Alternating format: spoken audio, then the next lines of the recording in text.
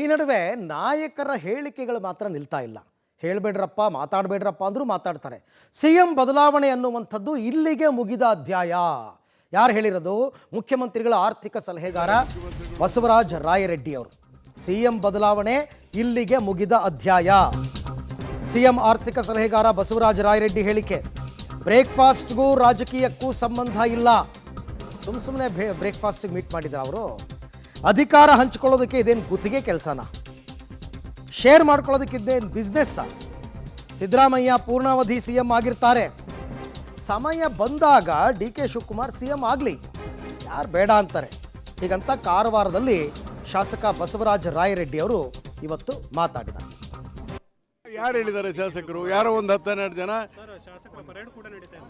ಎಲ್ಲಿ ಎಷ್ಟು ನಡೆದಿದೆ? What is the number? ನಾವು 136 ಜನ ಇದ್ದೀವಿ. 136 ಯಾರೋ ನಾ ಹೇಳೋದು ಓನ್ಲಿ ಕಾಂಗ್ರೆಸ್. ಎಷ್ಟು ಜನ ಆಗಿರ್ಬೋದು 10-12 ಜನ. ಏನು ತಪ್ಪಿದೆ ಅದರಲ್ಲಿ? ಡಿ ಕೆ ಶಿವಕುಮಾರ್ ಮುಖ್ಯಮಂತ್ರಿ ಆಗಬಾರ್ದು ಅಂತ ಯಾರು ಹೇಳಿದ್ದೀವ? ಆಗಲಿ, ಸಮಯ ಬಂದಾಗ ಆಗ್ತಾರೆ. ಆದರೆ ಈ ಸದ್ಯದ ಪರಿಸ್ಥಿತಿಯಲ್ಲಿ ನನಗನ್ಸೋ ಮಟ್ಟಿಗೆ ಸಿದ್ದರಾಮಯ್ಯನವರು ಬದಲಾವಣೆ ಇಲ್ಲ. ಈಗ ಅವರ ಒಪ್ಪಂದ ಮಾಡ್ಕೊಂಡಿದ್ದಾರೆ, ಮಾತುಕತೆ ಮಾಡಿದ್ದಾರೆ. ಹೀಗಾಗಿ ಮುಂದೆ ಏನಿರೋದು ನಮ್ಮದೆಲ್ಲ ಅಭಿವೃದ್ಧಿ ಕೆಲಸದ ಬಗ್ಗೆ ರಾಜ್ಯದ ಆಡಳಿತ ನೋಡಬೇಕಾಗಿದೆ ಹೊರತು ಇದು ಮುಖ್ಯಮಂತ್ರಿ ಉಪಮುಖ್ಯಮಂತ್ರಿಗೆ ಕುರ್ಚಿ ಕಾದಾಟ ಅವೆಲ್ಲ ಇಲ್ಲ. ಇನ್ಮೇಲೆ only give A good governance. ಮುಖ್ಯಮಂತ್ರಿ ಬದಲಾವಣೆ ವಿಚಾರ